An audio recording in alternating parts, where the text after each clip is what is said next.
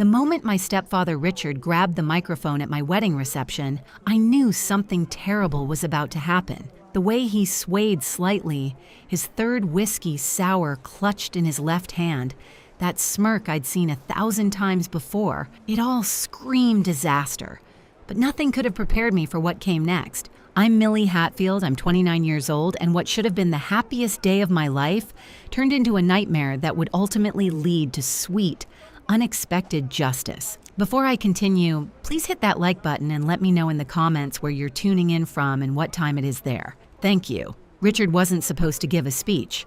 We'd specifically planned the toast order, David's best man, my maid of honor, and David's father. But Richard had other plans. He tapped the microphone 3 times, that awful feedback screech making everyone wince, and began what he called his honest blessing for the marriage. He started with backhanded compliments about how I'd finally found someone willing to marry me despite my complicated family history. Then he launched into stories about my mother's struggles with depression after my father left, making it sound like mental illness was something shameful, something that made our family less than. My mother had passed 3 years ago, and here was this man, using her memory as a weapon at my wedding. The room went silent except for the sound of my mother-in-law Margaret's pearls clicking as she shifted uncomfortably. She already thought I wasn't good enough for her precious David, coming from a broken home, as she liked to whisper at family gatherings. Richard was just confirming all her prejudices. But Richard wasn't done. He announced to all 150 guests that he'd been bankrolling this little fantasy wedding and that he was cutting off the open bar immediately because he'd already spent enough on my pipe dreams. He actually used those words, pipe dreams, to describe my marriage to David. Then came the real kicker. He said I should be grateful he'd kept me fed and housed after my mother died, like I was some stray dog he'd taken in out of pity. The wedding coordinator looked at me in horror. The bartender actually stopped mid-pour. My cousin Jessica dropped her shrimp cocktail, and it landed with a splat that somehow echoed in the silent ballroom.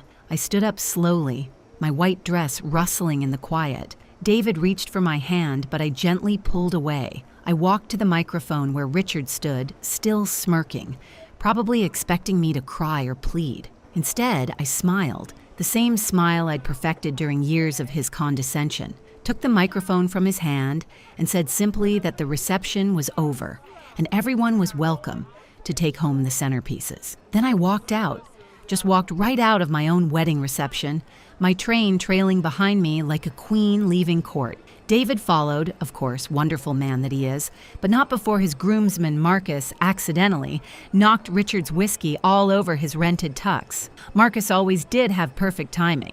What Richard didn't know, what he'd never bothered to learn in his arrogance, was that my mother had been a brilliant software engineer. Those pipe dreams he mocked, I'd inherited her analytical mind, her attention to detail, and most importantly, her habit of keeping meticulous records. The company Richard now ran, the one that paid for his country club membership and his ridiculous midlife crisis Porsche, was built entirely on my mother's patents and code. 3 days after the wedding disaster, while David and I were supposed to be in Bermuda for our honeymoon, I was instead sitting in my living room in my pajamas, eating ice cream straight from the container. Ben & Jerry's Cherry Garcia, if you're wondering, because if you can't have chocolate therapy after your stepfather ruins your wedding, when can you? That's when Eddie Chen knocked on my door. Eddie had been our wedding photographer, but more importantly, he'd been my mother's colleague 20 years ago when they'd worked together at Tech Innovations. He stood there with his camera bag and a manila envelope that would change everything. Eddie told me he'd been struggling with whether to come forward, but after witnessing Richard's display, he couldn't stay quiet anymore. My mother had given him something to keep safe. Something she'd told him to give me only if Richard ever went too far. Well, if ruining my wedding wasn't too far, I don't know what would be. Inside the envelope was a key to a safety deposit box at First National Bank, along with a sticky note in my mother's handwriting. For my brilliant daughter. Trust your instincts, love. The truth always surfaces. David wanted to come with me to the bank, but he was stuck in damage control mode. His mother, Margaret, had been calling nonstop, alternating between sympathy and subtle suggestions that maybe we should have just eloped to avoid family drama, as if Richard's behavior was somehow my fault. David, bless him, was trying to manage her while supporting me, though I could see him struggling. He'd grown up in a family where conflict meant quiet disappointment and passive-aggressive Christmas cards, not public humiliation at wedding receptions. The safety deposit box contained 3 things: my mother's real will, a USB drive, and a leather journal filled with her notes. The will was dated just 2 months before her death, properly witnessed and notarized. It stated clearly that everything, the house, the company, the patents, was to transfer to me on my 30th birthday. That was only 6 months away. But here's where it gets interesting. And by interesting, I mean infuriating.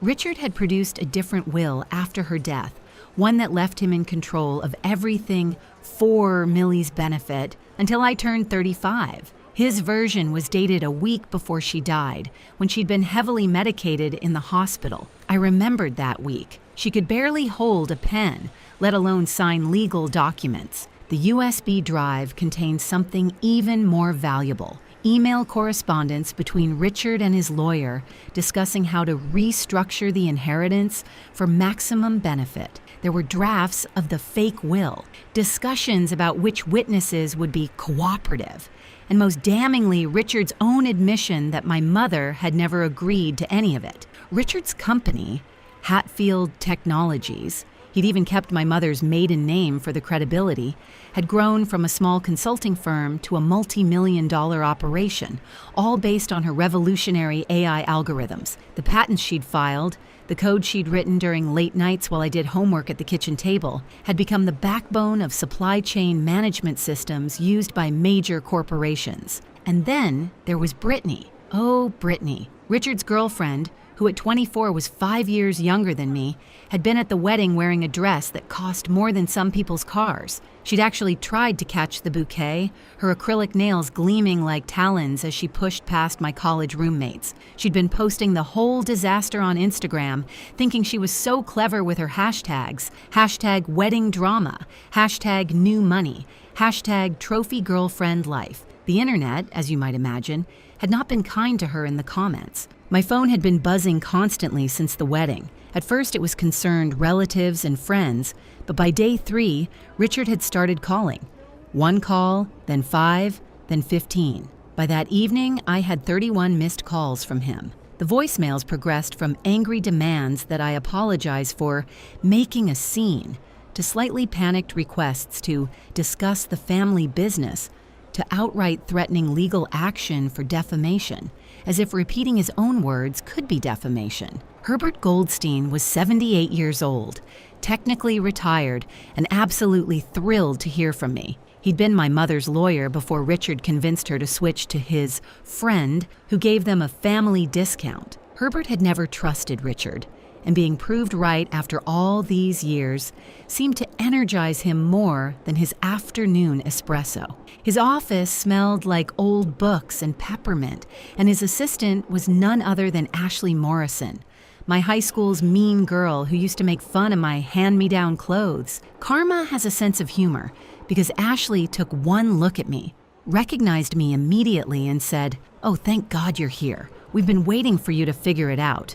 Your mom was brilliant, and that man is a leech." Turns out Ashley had grown up, gotten her paralegal certification, and developed a strong sense of justice. She'd also been secretly copying files for 3 years, waiting for someone to care enough to look. Herbert laid out the situation with the dramatic flair of a man who'd been waiting for one last big case. The real will was rock solid.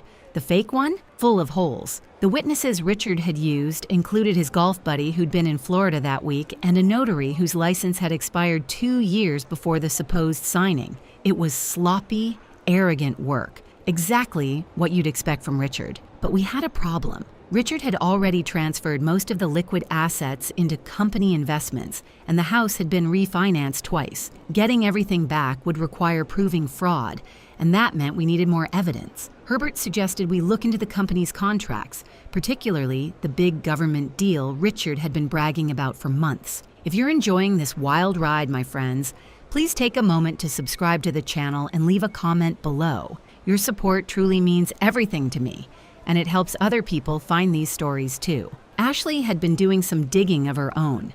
She'd found out that Richard's business partner, Joaquin Reeves, had been trying to exit the partnership for a year, but Richard kept blocking him with various legal maneuvers. Joaquin had even hired his own forensic accountant to review the books, but Richard had threatened to destroy Joaquin's reputation if he went public with any misunderstandings about the company's ownership structure. The government contract was the key. It was worth $50 million over 5 years, but it required clean ownership of all intellectual property. The patents couldn't have any disputes or clouded ownership. Richard had been filing paperwork claiming sole invention rights, conveniently leaving out that my mother's name was on all the original patents. I made an anonymous call to Richard's biggest competitor, Innovative Solutions, suggesting they might want to look into the patent history of Hatfield Technologies before the government made their final decision. Then I called the Government Accountability Office's fraud hotline. Just to be thorough, you understand.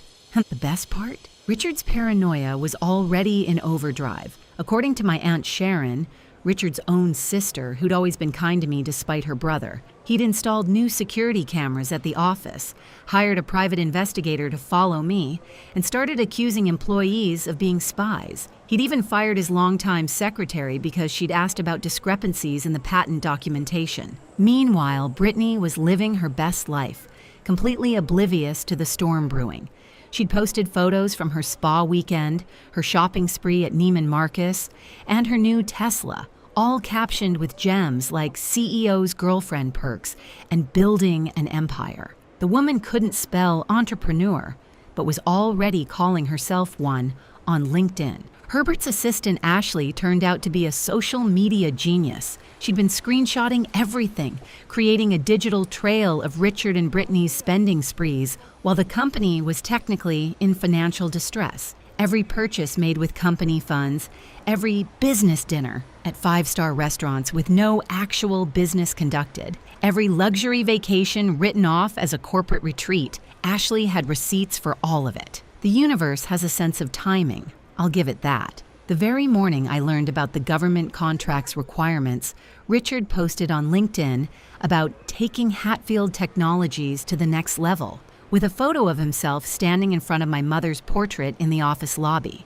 The same portrait he'd wanted to remove last year because it was outdated. The comment section was already filling with congratulations from people who had no idea what was about to unfold. Joaquin Reeves reached out to me through Herbert. We met at a small cafe downtown, the kind of place Richard would never be caught dead in because they didn't have valet parking. Joaquin was exhausted, the kind of tired that comes from fighting a losing battle for too long. He told me Richard had been cooking the books for years, moving money between accounts to hide the fact that he'd been using company funds for personal expenses. But here's where Richard's ego became his downfall. He'd been so confident in his control that he'd put everything in writing. Emails directing Joaquin to falsify reports, text messages about hiding assets, even a recorded phone call where Richard explicitly said my mother's patents were technically the company's property now, and I would never be smart enough to figure it out anyway. Joaquin had everything documented, but he'd been afraid to act because Richard had dirt on him too. A minor tax issue from years ago that Richard had blown up into a potential career ender. But with the government contract on the line and my evidence about the patents, Joaquin finally had leverage. We coordinated our attack like a chess match. First, Joaquin's forensic accountant would submit their findings to the Government Contract Review Board. Then I would file my claim on the patents with the U.S. Patent Office, showing my mother's original work and my rightful inheritance. Finally, Herbert would file an emergency injunction preventing Richard from signing any contracts on behalf of Hatfield Technologies. The timeline was critical. The government contract final review was in 1 week. Richard had already scheduled a celebration party at the country club, complete with champagne fountain and a band. Brittany had bought a new dress for the occasion, a $3,000 sequined number that she'd posed with on Instagram, captioning it, "Future Mrs. CEO ready to celebrate." Richard's paranoia was reaching comic levels. According to the Office Gossip Network, which Ashley had thoroughly infiltrated, he'd started making employees sign new NDAs every morning, installed keystroke loggers on all computers, and hired 3 different private investigation firms to watch each other. He'd even accused the janitor of being a corporate spy because the man had asked about the portrait of my mother. The irony was delicious. Richard, who'd built his empire on my mother's genius, couldn't even understand the basic code she'd written. He'd hired a team of engineers to maintain and update the systems, but none of them really grasped the elegant simplicity of her original algorithms. They'd been patching and bandaging problems for years, creating a mess of spaghetti code that barely functioned. Meanwhile, I'd spent my teenage years learning programming from my mother, understanding not just the what, but the why of her innovations. Richard's emergency family meeting was scheduled for Sunday afternoon at his house. Technically my mother's house, but I wasn't ready to push that button just yet. The group text he sent was a masterpiece of manipulation. Need all family members present to discuss Millie's recent unstable behavior and its impact on our family's reputation. Coffee and pastries will be served. Unstable behavior. The man who'd humiliated me at my wedding was calling me unstable. It was like the pot calling the kettle beige. Not even black, just beige, because Richard couldn't even get his metaphors right. I arrived 15 minutes late, on purpose, wearing my mother's favorite blazer and carrying a leather briefcase that had belonged to her. The living room was full. Richard's sister, Sharon, looking uncomfortable, various cousins who'd driven in from neighboring states, my mother's elderly Aunt Ruth, who'd flown in from Phoenix, and surprisingly, David's mother, Margaret, who Richard had apparently invited to witness the intervention. Richard stood by the fireplace like he was about to deliver a State of the Union address. Brittany sat on the arm of his chair, wearing what I can only describe as business casual meets Vegas showgirl. A blazer with nothing underneath but a lace bralette, because subtlety was never her strong suit. Richard launched into his prepared speech about my vindictive behavior following a harmless wedding toast, how I was trying to destroy the family business out of spite, and how he was considering having me evaluated for mental health issues, just like my poor mother, he added with fake sympathy that made my skin crawl. That's when I opened the briefcase. The click of the latches was surprisingly loud in the hushed room.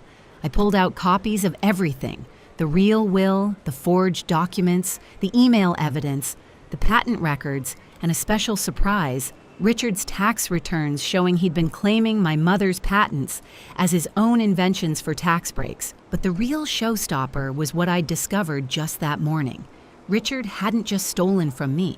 He'd been managing Aunt Ruth's retirement fund and had borrowed $200,000 for a temporary business investment that was somehow never repaid. He'd convinced Cousin Michael to invest his kids' college funds in a subsidiary company that existed only on paper. He'd even taken out loans using Sharon's house as collateral without telling her. The room erupted. Aunt Ruth, despite being 84 and usually sweet as pie, stood up and called Richard something I can't repeat here, but it rhymed with trucking fastard. Michael looked like he was about to throw up.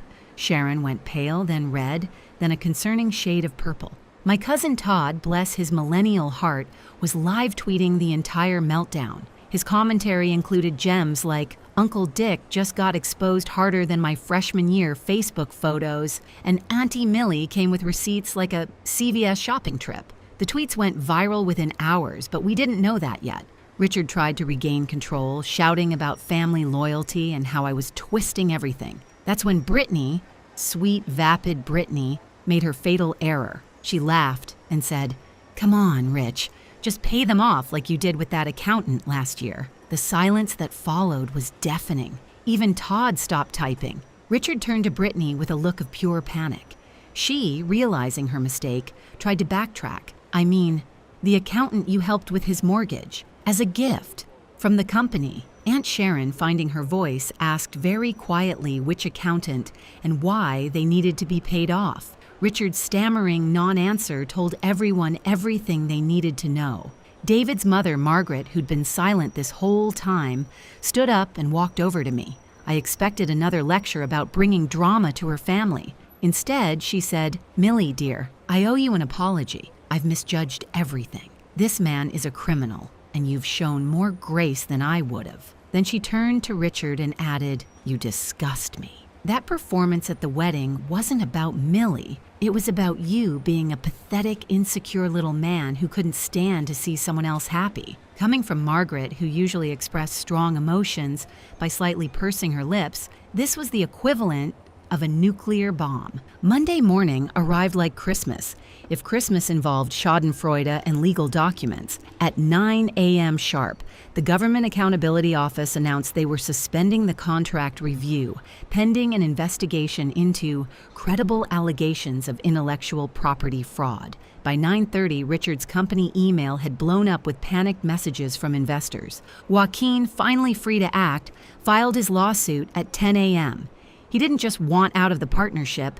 He wanted damages for fraud, emotional distress, and defamation. His lawyer, it turned out, was Herbert's former partner who'd been waiting 20 years to stick it to Richard for a golf club incident I didn't even want to know about. By noon, 3 major clients had pulled their contracts, citing concerns about company stability and leadership ethics. The 4th client, a Fortune 500 company, sent their legal team to the office to conduct an emergency audit. They arrived to find Richard trying to shred documents, while Brittany stuffed hard drives into her oversized Hermes bag. The banks moved faster than anyone expected.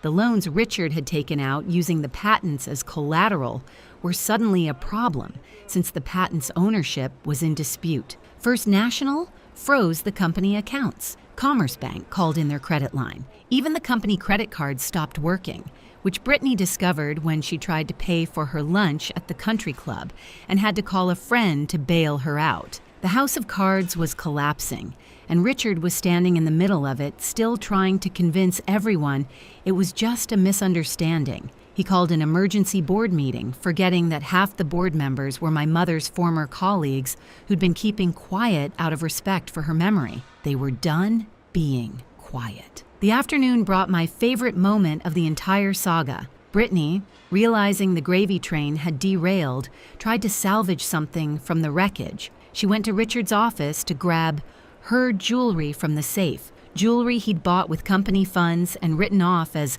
client entertainment. She found the safe empty. Richard had already pawned everything to pay for the lawyers he'd hired that morning. The resulting screaming match could be heard 3 floors down. Brittany called Richard every name in the book and several that weren't in any book I'd read. She threw his golf trophies out the window. They were all participation trophies anyway. She dumped his protein shakes on his car seats. Then she posted a breakup announcement on Instagram. Single again. Turns out he was broker than broke. You're just a new beginnings.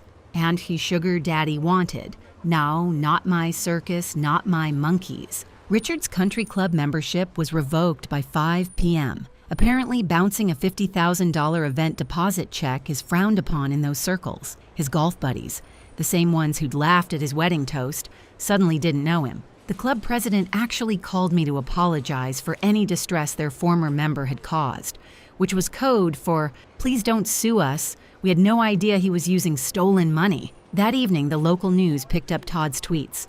The story of the wedding toast disaster had gone viral over the weekend, and now the business collapse was trending. The headline read, "Local CEO's wedding toast leads to company collapse, federal investigation." They even had video from the wedding. Turns out the videographer had kept rolling during Richard's speech, thinking it was planned. The footage was damning. By midnight, Richard had sent me 31 voicemails, each more desperate than the last. They ranged from threats of legal action to attempts at guilt-tripping about family loyalty to outright begging. The last one was just him crying. I didn't feel bad. Well, maybe a little bad for his liver, which had probably processed more whiskey that day than in the previous month. Tuesday, 2:47 a.m. I know the exact time because that's when my Ring doorbell started going crazy. Richard was at my front door and he was absolutely plastered, not just drunk. We're talking about the kind of intoxicated where you think you can fight a mailbox and win. He'd apparently taken an Uber to my house after the driver refused to take him to 3 other addresses, including his lawyer's house and, randomly, a Waffle House. He was pounding on the door, shouting about how this was his house anyway, how my mother had promised him everything, how I was an ungrateful brat who needed to learn respect. He had a stack of papers with him. The forged will, some fabricated receipts, and what looked like a crayon drawing of a contract. The man had literally brought kindergarten-level forgeries to a legal gunfight. David tried to reason with him through the ring speaker, but Richard started threatening to break down the door with a garden gnome. My garden gnome. The one my mother had painted to look like a little wizard. That was the last straw. Our neighbor, Mrs. Patterson, had already called 911. She'd been watching the whole thing through her window with her cat, both of them equally scandalized. She later told me she'd been waiting 3 years to have a legitimate reason to call the cops on Richard after he'd complained about her wind chimes. The police arrived to find Richard trying to jimmy the lock with a credit card, a declined credit card, because the universe has a sense of poetry. He immediately started shouting about his rights, how he owned this house, how I was a squatter in his property. He shoved the forged documents at the officers, not realizing one of them was Officer Martinez, whose mother had worked with mine at Tech Innovations years ago. Officer Martinez took one look at the documents, noticed they were dated 3 different years in 3 different places on the same page, and asked Richard if he'd been drinking. Richard's response? "I've been drinking success, officer. This is my house. I demand you arrest her for trespassing in my house." Then Richard made the fatal mistake of trying to push past the officers to get to my door. That's when things got interesting. Turns out Richard had more than just alcohol in his system. He'd apparently taken what Brittany later described on her Instagram story as confidence pills, which I'm pretty sure weren't prescribed by any legitimate doctor. The officers cuffed him for attempted breaking and entering, public intoxication, and assault on a police officer, though honestly, his attempt to push Officer Martinez was more like an aggressive lean. As they were putting him in the car, he started listing all the important people he knew who would have their badges. The list included 2 retired mayors, a fictional senator, and oddly, Judge Judy. But here's where it gets really good. And while searching Richard for weapons, standard procedure, they found a USB drive in his pocket. Richard, in his infinite drunken wisdom, had been carrying around the original files he'd used to forge my mother's will, including a Word document hilariously titled, "Real Will Final Use This One Doc." David's mother, Margaret, had been staying in our guest room since the family meeting, not wanting to miss any developments. She came out in her robe and slippers to watch Richard being arrested, sipping tea from my mother's favorite mug like she was watching a British drama. She actually waved at him as the police car drove away. The police report was a masterpiece. It included Richard's claim that he was a sovereign citizen who didn't recognize their authority, his attempt to bribe them with a company check he couldn't cover, and his final declaration that he would buy the entire police department and turn it into a parking lot. Officer Martinez noted that the suspect seemed confused about basic reality. The local news had somehow already arrived.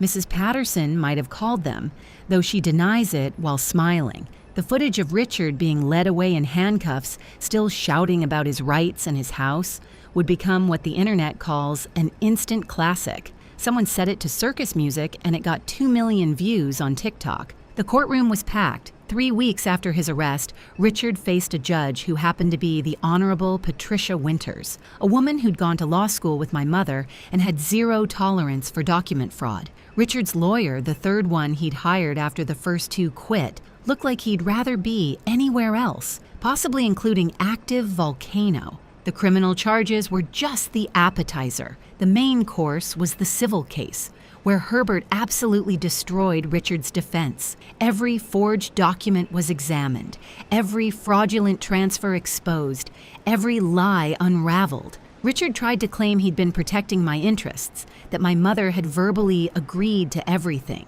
Judge Winters asked him if he had any witnesses to these verbal agreements. Richard suggested they could use a Ouija board to ask my mother. The judge was not amused. The verdict was swift and brutal. Richard was found guilty of fraud, forgery, and embezzlement. The criminal penalties included 2 to 5 years in prison and restitution of all stolen assets. The civil judgment restored everything to me: the company, the house, the patents, and damages for emotional distress. The judge even added punitive damages for what she called particularly egregious abuse of fiduciary duty. Richard's face went through every shade of pale when he realized he'd lost everything. But the best part was when Judge Winters addressed him directly. "Mr. Garrett, you stood at this young woman's wedding and humiliated her, claiming she should be grateful for your charity. The only charity here was her mother's love for you, which you repaid with theft and betrayal. The court hopes you use your time in custody to reflect on the actual meaning of family." I took over Hatfield Technologies the next day. The employees who'd been living in fear of Richard's paranoid management actually applauded when I walked in. I rehired his secretary with a raise and an apology. Joaquin became my business partner, a real partner with actual contracts and everything legal. We got the government contract after all, once I proved the patents were legitimately mine. The company portrait wall got a makeover. Richard's photo came down, replaced with an expanded portrait of my mother. Underneath, I added a plaque with her favorite quote, "Innovation requires imagination, but success requires integrity." David and I finally took our honeymoon to Bermuda, as originally planned, but this time with a much nicer suite paid for by the settlement. His mother, Margaret, came to the airport to see us off, bringing champagne and an apology card that made me cry. She's become fiercely protective of me now, telling everyone at her book club how her daughter-in-law is a CEO who took down a corrupt man with brilliant strategic thinking. Richard's prison emails started after a week. They went straight to my lawyer. He's apparently found religion, or at least found the chapel has air conditioning. He works in the library now, which seems fitting, surrounded by books about laws he broke. Brittany tried to write a tell-all book called Gold Diggers Regret My Life with a Con Man, but since she'd signed an NDA back when she thought Richard had money, she couldn't publish it without paying damages she couldn't afford. Last I heard, she was dating a cryptocurrency influencer who definitely isn't running a Ponzi scheme, according to his YouTube channel. The wedding reception do-over happened 6 months later. Same venue, same guests, minus Richard, but this time with toasts that actually celebrated love instead of tearing it down. Aunt Ruth gave a beautiful speech about my mother's strength living in me. Even Todd managed to say something heartfelt without mentioning Twitter once. My mother's AI algorithm just won an Industry Innovation Award. I accepted it on her behalf, wearing her blazer, the one she wore when she first pitched the idea that would build an empire. An empire Richard tried to steal but could never truly understand. I keep one voicemail from that night of 31 calls, not out of nostalgia, but as a reminder.